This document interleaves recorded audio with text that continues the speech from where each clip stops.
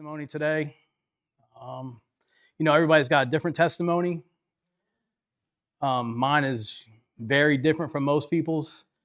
Um, I do a lot of these things with other brothers like Melvin, and they always go first. And they're like, "Yeah, we were in the streets, we were selling drugs, we were doing this, we were doing that." And then I get up there and I'm like, "All right, guys, I wasn't in the streets, right? I grew up in church.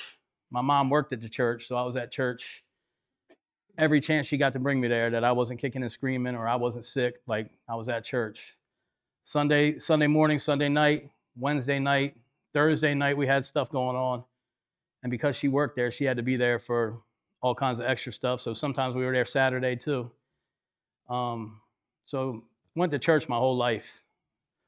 And then by the time I was 17, I had moved out of the house, went to live with my dad and mom divorced when I was like 13. Thought the grass would be greener at dad's house, so I moved out and went and lived with my dad. And it's kind of like when I fell out of church, right, the first time. Just doing my own thing. Graduated high school, didn't go to college. I joined the rescue squad when I was 16.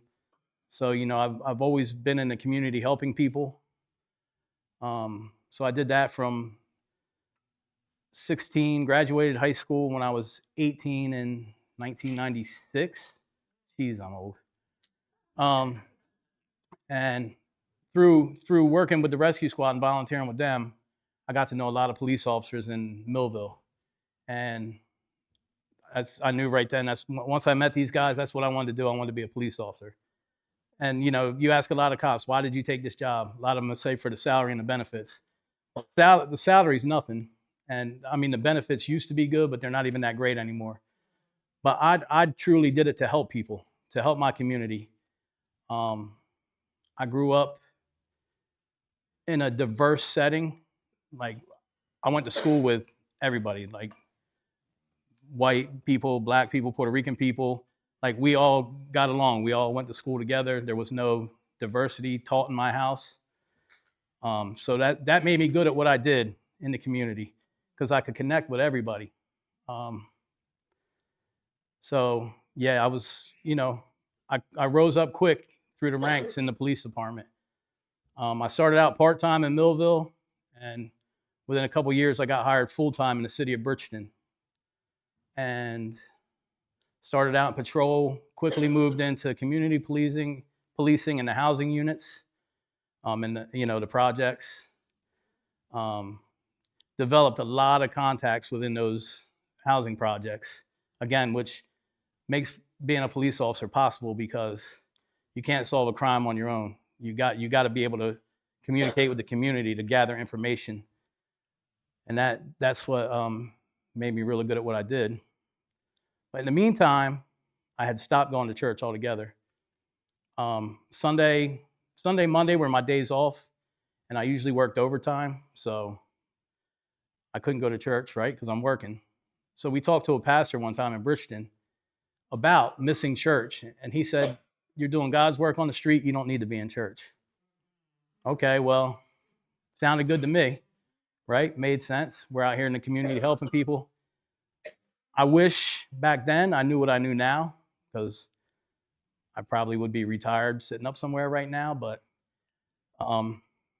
so within the city of Bridgeton, I rose through the ranks, got in the detective bureau, worked narcotics for the prosecutor's office, worked narcotics within the city of Bridgeton, worked on the U.S. Marshals Fugitive Task Force. I've worked with the FBI. I've worked with several agencies. So yeah, one night in the city of Bridgeton, my partner had called out sick, so they put me with this other guy. And we're patrolling the neighborhood, and we see this guy with a knife, like a kitchen knife, like not a pocket knife. He's staggering down the street with a knife and a bottle of beer. So we stopped and questioned him. It was a Friday night. It was very busy. We didn't have time to really deal with him. He didn't speak English too well. We asked him where he lived. He told us Mexico. Tried to find out where he lived in New Jersey. So we put him in the car to have him point us to his residence. He's pointing at all these different streets, all these different houses. No, that's not it. No, turn here. We're driving through a park, and this truck comes around a bend and almost hits us head on. So now we got this guy in the car with us who's drunk as a skunk and had this knife on him. We almost get hit by a car head on. So we turn around to see what this guy's doing. The guy driving the truck was drunk as a skunk. But the twist was, his brother was a police officer, one of our partners. So we park his truck and put him in the car with the other guy. This guy knows where he's going. He tells us he's got a ride waiting for him at a bar. He was leaving one bar, headed to another bar to meet up with somebody. So we take him to that bar and drop him off. In the meantime, we get a call for a shooting. And the first officer on scene finds blood and all kinds of evidence of a shooting, but can't find a victim. He's following blood trails. There's still an accused out there somewhere. We still got this other guy in our car. At that time, this is 2006. The rules were very loose back then. If you didn't have time to deal with somebody to get them out of the way, sometimes you just take them out in the woods and drop them off. And by the time they wander out in the morning, they sober up, they find their way home. No harm, no foul, right? Nobody gets arrested, nobody gets charged. And we don't get ourselves tied up all night trying to deal with a guy that we can't find out where he lives. This night was different. The guy that we dropped off at the bar ended up getting into a fight and got his skull cracked and had to get flown to one of the trauma centers in the area. The other guy that we dropped off in the woods wanders out and goes to his buddy's house and reports to his buddy that the police beat him up and robbed him of $80. So we're patrolling still, we're not thinking anything of it. We hear the call go out for the guy that said he got beat and robbed by the police. We responded like we would respond to any other call. And when we pulled up, I looked at the dude I was with and I said, "Oh, snap. That's the guy we had in our car." Now we're standing there on scene in front of this guy and he can't identify us. So they're calling the state police to see if they had guys in the area. They're calling all these different agencies. In the meantime, we're not saying a word. We did go to our sergeant and say, "Listen, Sarge, we dealt with this guy earlier, but we didn't lay a hand on him. We dropped him off. This is what happened." What ended up happening was we used to drive Crown Vics. We had the Ford Crown Victorias. That year in Bridgeton, we got 2 Dodge Durangos. One was for community policing. The other one was for the supervisor. So we happened to be in one of the new Durangos, and the guy reported that it was an SUV. They start questioning us. Again, I don't say anything. I keep my mouth shut. The guy I was working with that night, he was a newer guy. By this time, I had already had 9 years on the job. This guy maybe had a year or 2 on the job. He gets shook, and he goes and tells a story, like a whole story that wasn't true. I mean, he told the part where, we had him in the car. We took him in the woods. But then he said, when we backed out, and I was driving, he said, when we backed out and left the woods, I tried to run the guy over. He made up all kinds of stuff. However, they let us continue working once they figured out it was us. They let us work for about another 2 weeks. And he calls me one night and says, "I need to meet you. I got to talk to you." And I said, I'm not meeting up with you, man." He's like, "It's very important." He's like, "I'm at Sidelines, which is a bar in Millville." He's like, "There's these chicks here that want to talk to you." Well, now you're speaking my language, right? Because back then, it started when I was 19 and I put that badge on. You put a badge on a 19-year-old kid and all of a sudden you get all kinds of attention from everywhere. So I go to the bar. Now he's driving some car that's not his and tells me to get out and get in his car. Now I know something's up. I ask him, "Where's your pickup truck?" "Oh, my wife crashed it. This is a rental." Guy was trying to set me up. He's trying to get me to say something to incriminate myself. He's like, "Listen, I got a cousin that works for the prosecutor's office. They say if we don't come in by Friday, they're locking us up." I said, "Well, they're just going to have to come lock me up because My lawyer said, don't say anything to anybody. He's like, but we got to get a story together. So when they do come, we have something to tell them. I said, I got nothing to tell anybody. Like, so sure enough, I think that was on a Monday night. That Friday, my house is surrounded and I get arrested by my own people. They handcuffed me. They treated me like, like we would treat any other criminal. Take me down to the station, process me, set my bail at $400,000, put me in the Cumberland County Jail, in the same jail where I put people that I lock up. I was charged with robbery, kidnapping, aggravated assault, official misconduct. I had 6 or 7 charges. I can't even remember them all. But so yeah, they hit me with everything they could. I spent one night in the county jail, and my family bailed me out through a bail bondsman. Back then there were bail bondsmen in New Jersey. And then I started fighting the case. But in the meantime, everybody I had worked with for the past 9 years were told not to talk to me. That was my family, aside from my mother and father, who was alive at the time, and my, at the time, wife and son, and sisters, they were my only family. So I had no outlet to talk to anybody. So, I found a little security job while I was, fighting my case. But in that time, I started drinking, and started drinking heavy, like every chance I got, morning to night. Fought my case for about 2 years, and I ran out of money. Couldn't fight anymore. They gave the guy that went in and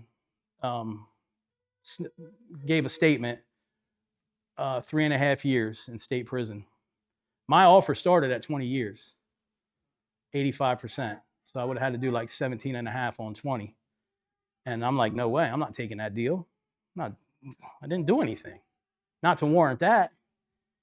And then it went to 15, then it went to 10. And then finally my lawyer said, listen, they really don't have anything on you, and we can take it to trial and win, but it's going to cost you $2,500 a day for probably about 10 days worth of trial. He said, or they're offering you the same thing they offered this guy, which is 3.5 years. And then, he tells me he would advise me to take it unless I wanted to shell out this money that I didn't have. So I took the deal. And part of that deal was to resign from my job, and I could never work in, public service again. So I took the deal. I go to state prison. In New Jersey, they have what they call ISP. It's an intensive supervision program. I did like 4 months on 3.5 years, which upset the whole community because they wanted my head. Because, all they're reading is what the media puts out. That's all they know. What I ended up pleading to was official misconduct for not arresting a drunk driver and witness tampering. I forgot to tell you this because when I dropped him off at the bar, one of the bartenders saw us drop him off. So later on that night, I went back and said, now this is a person I was friendly with. She served me over the bar several times. I said, listen, if anybody comes asking questions, you didn't see me here tonight. She's like, oh yeah, I got you. I never saw you. Well, when the questions start coming, she was in fear of her life because I came up there and threatened her. So I ended up pleading to witness tampering and official misconduct. I did the 4 months. While I was in state prison, I lined up a job for when I got out. Wasn't a great job, but my friend owned Annie Ann's in the mall, and he put me in a management position there. So I managed that for a little while. In the meantime, my son's mom, which was my wife at the time, we had kind of parted ways. I don't care what anybody says, a relationship can't survive prison. Not at all. Not if it's 4 months or 40 years. I see guys on the phone in there telling their wife, now this dude's doing 20 years. He's telling his wife, you better not go out tonight. What do you think she's doing as soon as that phone hangs up? She's going out or he's coming over. You know what I'm saying? So no relationship can survive prison. And that's kind of what happened with me and my son's mom. I got released to her house, or it was our house at the time. In the meantime, I met this, well, I had already known this other girl before I went away, reconnected with her when I got out, ended up moving in with her, and that was just a toxic situation. Didn't take long before I got real depressed, started drinking again. Um, and that was the worst I had ever gotten drinking, honestly. I had to wake up to it. I'd go through the day with it. I'd go to work. I'd come home. And when we signed a lease for where we were living, it was me, this woman, and her brother. After the first month of living there, her brother dropped out of the picture. So now it was just her and I. We could handle it with the brother, but things tightened up once he was gone. And so I'm managing this pretzel place. I'm still looking for other employment, which I found another job working on the railroad, which made me travel 4 days a week out of state. And still wasn't enough to pay the bills. I had, like I said, I was real depressed. I was getting to a point where I didn't care if I lived or died. Just felt like the world was caving in on me, right? So one day I get my paycheck, and after child support and everything else, couldn't even put gas in my car. I'm like, what is this? Union dues, monthly dues, child support. Like, I had nothing. I had a little something, and I'm gonna tell you what I did with that little something. I went and invested in a bottle of vodka and started sipping that. As I'm driving home that night, there's this little bank that sits right on the corner of 55 and 322. So I'm looking at it and I'm like, I could probably rob that place and get away with it. It's a good location, had a back road to get out if I had to, or the highway if I had to. So all night long, it's just in my head, gonna rob this bank, gonna rob this bank. So the next day, I pull up to the bank, pull in the parking lot, and I was dry. I didn't have anything to drink that day. I was on my way home from work. I pulled in, put a hoodie on, pulled the hood up. This is summertime, it's July, so. But I see landscapers in the area. I'm like, oh, okay. I had a little dust mask from work. I put it on. I started to go on the bank, and I just couldn't do it, right? I chickened out. I got led away from it. Next day, rent's due. Like, my landlord's calling me, yo, you got the rent? Yeah, I'll be there tonight. So now the pressure's really on. So I go and get me a bottle after work and guzzle it on my way before I even get to this where this bank is. And now I'm full of courage, right? So had a little bag with me. I pulled in, parked my car, put on my hood, put on a mask like I was a landscaper. I walked in the bank. People are like, hey, how you doing, sir? Walk up to the counter. Can I help you? Yeah, you can give me all the money you got, put it in envelopes, and nobody will get hurt. And they're looking at me, and then I'm like, I'm serious. Like, take all the money you have and put it in bank envelopes and just hand it to me. So the lady did. I don't know, maybe walked out there with $2,700, which was enough to cover my rent and whatever else was due at that time. And in and out within a minute, right? Made it back to Vineland. Sat home all night looking out the window, waiting for the people to come. Because, in my experience, bank robbers get caught, if not within minutes or hours, it's usually the next day or two. So a couple days go by. I'm nervous. I'm looking over my shoulder. A month goes by, and nobody's coming for me. So at this point, I'm in the clear, right? I'd say probably about September. Kind of got in another jam with bills. And I said, well, it was easy enough the first time. I could probably do it again. So get my liquid courage. And mind you, I'm not drinking like a pint, right? I got the handle. And get to drinking and find another bank. At this time, I'm working, like I said, I'm working out of state. So I found a bank. I would find banks close to the Pennsylvania Turnpike so I could hit them and get right back on the Turnpike. And TD Bank is America's most convenient bank, right? That's their motto. And it's true, because on Thursday and Friday nights, they used to be open until 8 o'clock. So now you got darkness on your side. So like 7:58, I would pull in the parking lot, go in the door. The guy's carrying the money to the back. One lady still got her thing there. Same thing. I took in envelopes. I'm not walking out there with a duffel bag or anything. Put in envelopes like a regular customer. Walk out, get my car, get on the turnpike, make it back to Jersey. Cool. Pay my bills. Now I'm starting to put money away. And at the same time, I got money to blow, right? When you're getting money for nothing, when you're getting free money, you start to blow it, right? So the girl I was with, her and I, when people think you have money, you got all the friends in the world. So people were at our house, we were having parties, we're going to Atlantic City every weekend. I'd come home on Thursday, we'd be in AC Friday, Saturday, come back Sunday, get ready for work again. And just spending money like VIP here, VIP there. I used to have a sneaker habit, real bad. Back then we had the G-Shock watches. My sneakers and my watch always matched. Like it was crazy because I had a hook in the mall, so I would get discounts. But part of what I needed was my sneakers and my watches.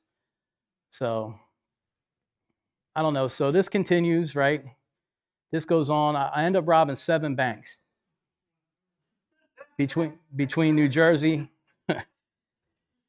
Between New Jersey and Pennsylvania, I ended up robbing 7 banks. And also at the time, I'm thinking it's a victimless crime, right? That money's federally insured. Nobody's losing anything, right? But I'm not realizing that I'm victimizing the people that I'm robbing. There was a girl, she worked in a bank I hit one bank twice within 3 weeks. And both times this was the teller. The first time, it was her first and third week at work, and she couldn't work ever again in a bank. I don't know what she does now. I did have a conversation with her after I got out of prison, which I'll get to that. So yeah, I did 7 banks between New Jersey and Pennsylvania. What got me caught was there was this bank in Pennsylvania, Whitehaven, Pennsylvania. It's a little town, one cop in the town, and it was kind of up by where I was working. I developed all these friends up there, out drinking and partying every night, drinking until it's time to go to work in the morning. So I see this bank and I'm like, man, that'd be a good lick right there.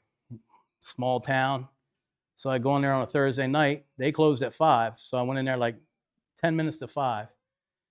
And I think it was 52 seconds I was in and out of there and had like $5,800. I mean, $5,800 a minute ain't bad. I didn't even realize where I was. This is how whacked out of my mind I was at the time, right? I didn't even realize where I was. So I hit this bank, get on the turnpike, and go home. The next week when I go back to work, there was a little bar right there next to the bank that we hung out at. And we're walking down the street one day to go to another bar. And I said to the guy and the girl I was with, I was like, what building is that? And they said, oh, that's the police department. Police department's right across the street from this bank I hit. And I had no idea.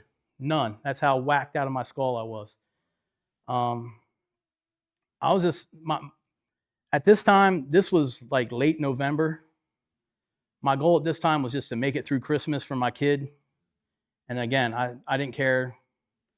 My end game was if I got caught coming out of a bank, I was just going to take my phone out and point it at the police and let them shoot me. Thank God that didn't happen, So that bank was so easy to rob, even though it was right across the street from the police department. I decided I'm going to hit that one again. So I waited about 3 weeks. Now, this is like the week before Christmas. No, this was after Christmas. I'm sorry. It was after Christmas. This is the one that got me knocked. We finished up work early that day. It was real cold. And so my routine's already off because I like going at closing time. But I'm not hanging around PA for 3-4 hours to drive home just so I could hit this bank. So I pull up, maybe 1 o'clock, start drinking.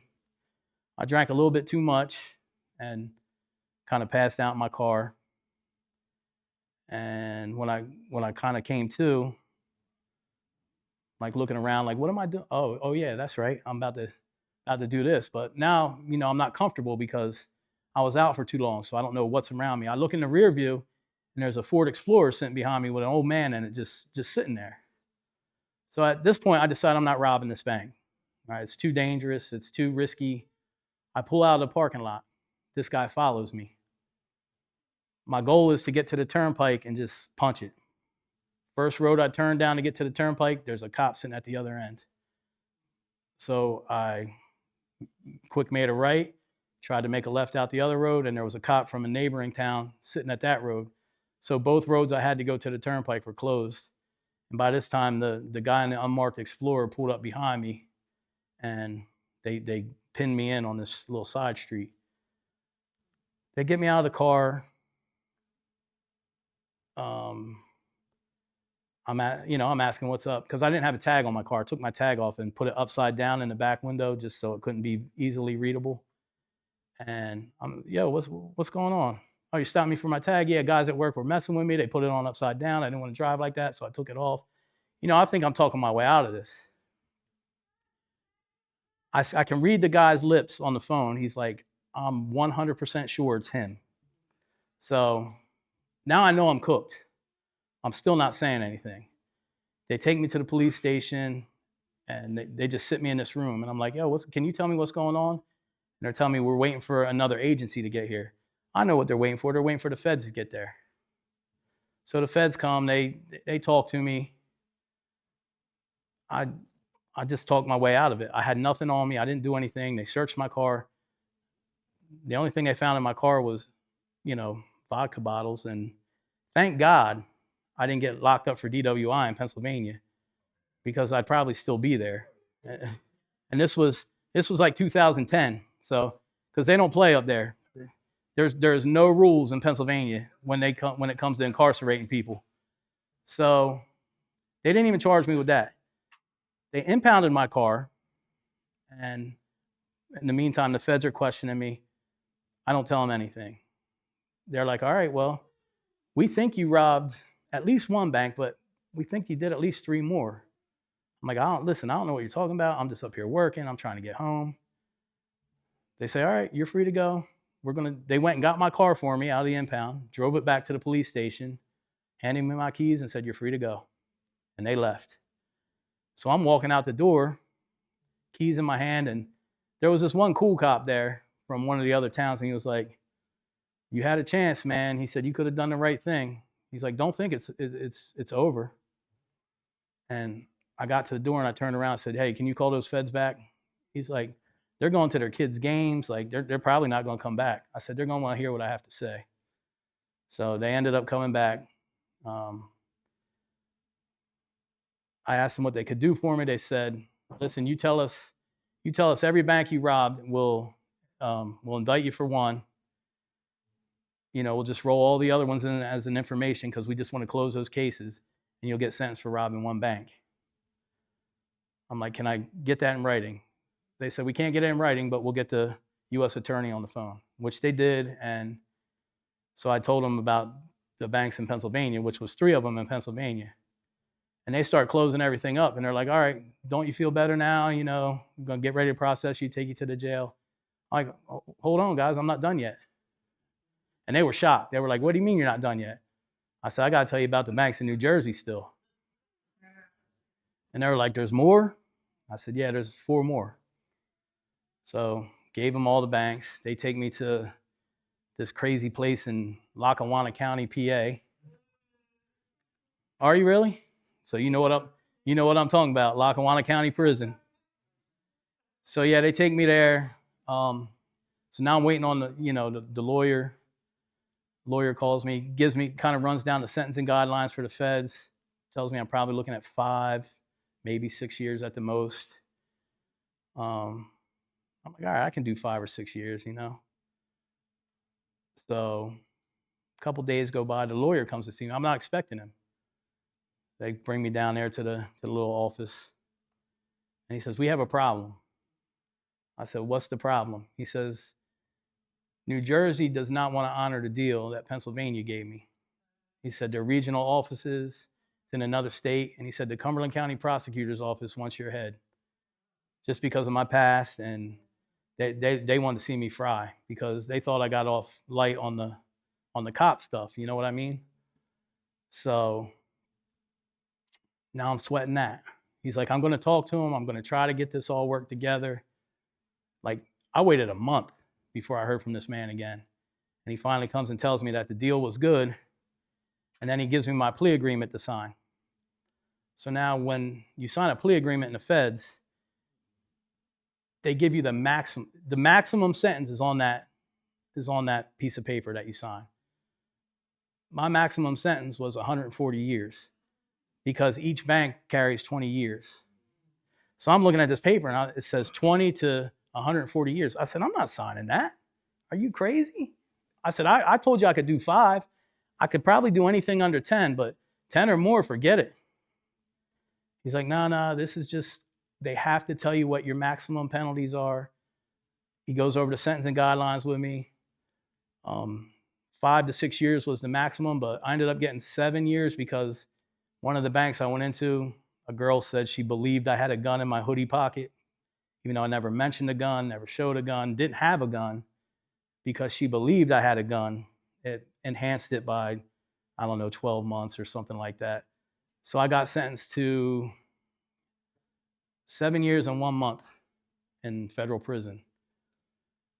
So back up a little bit. While I'm waiting to get sentenced, I'm living good in Lackawanna County. I'm playing poker. I'm getting along with everybody. Like I said, I've always been a guy that can get along and make way. Everybody knew I was a bank robber in that place, but they didn't know I was a former cop. The night before I get sentenced, we're locked up for count. And there's only one radio station up there that you can listen to in the prison, and everybody listens to it during count. Well, there was a news broadcast that said, in other news, Carl Holliday from Vineland, New Jersey will be sentenced tomorrow in federal prison for, mentioned I was a former cop in this radio broadcast. So I'm like, okay, well, hopefully I'm the only one listening to this right now, because at this point, nobody knows I'm a cop. Count clears and the doors pop, and these 4 dudes run in my cell and just beat the crap out of me. These 4 blood dudes. They came in and walloped me. I had bumps on my head from hitting the coat rack on the wall. My face was all bruised up. Mind you, I got to go to sentencing tomorrow. My mother's coming to my sentencing. So count clears, that happens. I go right to the phone, call my mom. I'm like, listen, when you see me tomorrow, don't be upset. I'm okay. Had a little scuffle. I'm good to go. So as I'm leaving in the morning to go to sentencing, I walk out, COs are walking me out. They're like, what happened to you? So I caught some elbows playing basketball yesterday. These guys don't want to work. These guards in there were so crooked, they were ordering people to go and break people's jaws. So when they saw me and I told them it was a basketball injury, they were like, okay, works for us, So they took me to court. I got sentenced. By the time I got back from court, the big homie of the Bloods, of the 4 guys that came in and put a beating on me, met me at the door. He's like, what'd you get? I said, 7 years, 1 month. Why? He's like, man, you took that on the chin. I said, all right, what's up? He says, come to my cell. I'm like, well, you got a blanket party waiting for me? Like, I'm going to walk in there and get it again? What's going on here? So he takes me to the cell, and he had the 4 dudes in there that came in my cell. And they all apologized to me. They gave me commissary. So apparently, between the time I left for court in the morning and the time I got back that evening, news travels faster in prison than it does in the world. So this guy had gotten on the phone with somebody, and they checked my credibility from Bridgeton, from where I was a cop, and they got word that I was a solid guy. Like, I treated everybody fair. I wasn't a ball breaker. Like, I did my job right. I gave people breaks. I gave people chances. And from that time on, I had no problems. Now I got everybody coming with their paperwork. They want me to help find mistakes that the police made in their paperwork. So now I'm like, a paralegal in there trying to help these guys beat their cases. And, I was there until I ended up spending 9 months in the county jail, which is the worst. I mean, I could not wait to, believe it or not, I couldn't wait to get to prison. So in the feds, their reception area is in New York. So they took me to MDC Brooklyn, and I was there for like another 5 weeks waiting to get sentenced. But everything was good there. My name followed me there. I had a good name when I got there. Then when I actually got assigned to my prison, it was in Otisville, New York, which at the time was still an active yard when I got there. And by active, I mean there was still gang stuff going on.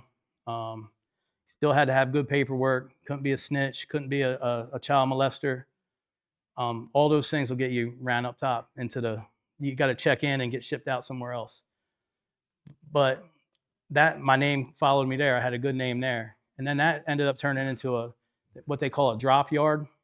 So it's like people that are dropping out of gangs were coming there. People that were hiding from other gangs were coming there. They started bringing a lot of child molesters there. So it ended up being not a bad 7. Well, by the time I got there, it was like 6 years in Otisville. As soon as I got there, I got a job in the kitchen. I ended up being the grade 1 cook. So I had it made. Like, I was making money. I was working. I was staying busy. I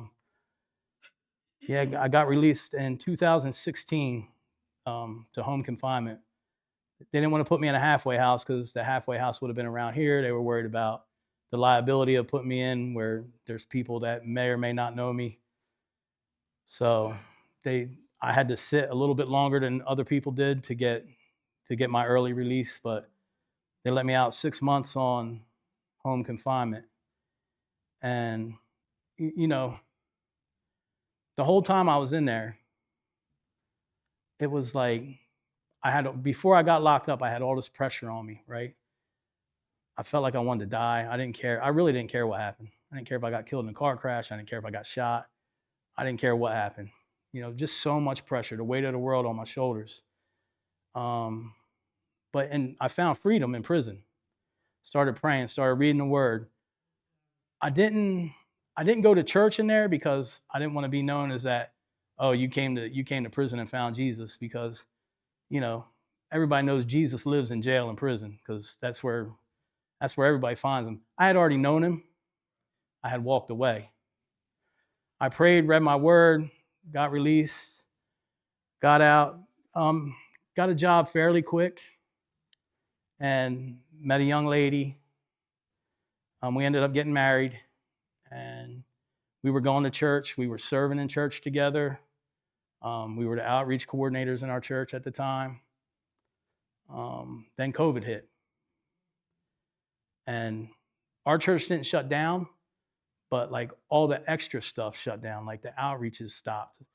I mean, for the first few weeks, we were still getting food donated from restaurants that were just trying to clear their inventory so it didn't get wasted. So they were cooking food and we were giving it to the community. We were doing certain little outreaches like that, but then all the extra stuff stopped. I ended up getting COVID. I was out of work for like 5 weeks. She ended up getting COVID. We couldn't go anywhere. We're stuck in the house. So what do? Let's go get a bottle of wine. Started out with a bottle of wine. Next thing you know, like, it's a bottle of wine every day. Now it's a bottle of wine each of us every day. I fully backslid. And really, like, I was so disgruntled. I was getting back into that place of depression of, I was mad at myself for backsliding. Just things weren't going good. Relationship wasn't going well. Was still going to church, but was just going through the motions, Then the kids got involved in sports, so we were missing a lot of church. And it got so bad, and I didn't even realize it. Like, one of my pastors, you guys know Pastor Bobby? Well, his wife, one day, we were at a Little League game. And she asked me, she said, "Are you good?" And I was like, snapped at her. I didn't even realize I did it. I was like, "Are you good? Like, who are you? Who are you to act?" Like, we joke about it today. Now that I'm in a good spot, but I was so messed up again. I didn't realize that I was just being mean to people. I wasn't being myself. I was being a terrible person. Um, I didn't think I was having a problem in my relationship, but all of a sudden, my wife ups and one day just walks away, changes the locks on the door, locks me out, and I'm like, whoa, hey, let's work on this. Nah, there's nothing left to work on. And it was like really, it was like overnight. Like that's how it hit me, blindsided me. And by that time, I'm living right. I wasn't drinking anymore. I was working. I was doing the right thing, back in church. And I was like, wow, like we serve in this ministry. Like we can't get a divorce. What are you doing? Tried to set up a counseling session with our pastor, which we had one and done. And now I'm getting depressed again. I'm locked out of my house, trying to live with a friend who put a curfew on me. Like, man, I'm 40, mid 40s. You ain't putting. I'm not getting a curfew put on me. Ended up staying. Our church had a recovery home at the time, so I ended up moving in there for a couple months. And we did come to an agreement with the pastor that I'd be able to move back into my house on a certain date, which she did honor. She was supposed to find her way out by then, but she was having trouble finding a place, or the place didn't really suit her and her kids. So I ended up letting her stay for a couple months until she got on her feet and was able to get out. But in that time of going through my depression again, I found myself sitting in the liquor store parking lot. Like that bottle of vodka was calling my name. And if I would have got back into that vodka, I probably would have been back in one of those banks. And if I get another charge in the feds, I'm adios. I'm looking at a life sentence just because of their point system. Not because I'm some violent felon, but because they have a point system. So right there in that parking lot, I said a prayer, and I was able to get that thought out of my head. I actually heard a word that said, "This is what got you here. Leave." And I pulled out, and I got right back into ministry. I was in the church every day. I still serve in my church. I serve in the children's ministry. I'm remarried now. My wife Courtney's sitting there. She serves alongside of me in the children's ministry, which is something that she never thought she would be doing because she didn't want nothing to do with kids. And yeah, God's worked through both of us. I mean, we lift each other up. I wake up in prayer every day. We do devotionals. We stay rooted, and that's what I'm trying to tell you today. You got to stay rooted. You got to stay rooted in this word and with God, because without God, and you try to do things on your own, it carries you down the darkest path, a path you never thought you'd go down. I never thought I'd be a bank robber. I was a cop. When we're kids, we play cops and robbers, right? We don't do it as adults, but I did. I was a cop and I turned into a robber. I mean, I was like living out some childhood fantasy or something, but yeah, I don't know. Without God, who knows where I'd be right now. But I got myself rooted back into the ministry. And now I serve, in other places in the community. I go out with Melvin, and we speak to some gentlemen in a halfway house. And we're already seeing fruits from that coming to bring them into our ministry. They're serving in our church at the food pantry and certain areas. So, it's all God. I give all the glory to God. I can't do it on my own, and that's the important thing here. There is hope. I was hopeless for a long time, especially after losing my job as a police officer. What am I going to do? It's all I know. I was hopeless, but there is hope, and there's definitely redemption because He restores everything. God has such grace on us. If God didn't have grace, I'd be in hell right now. You know what I mean? So yeah, that's my testimony. That's what I got. I thank you guys for listening. Anybody have any questions? I'll answer questions. But if not, thank you so much.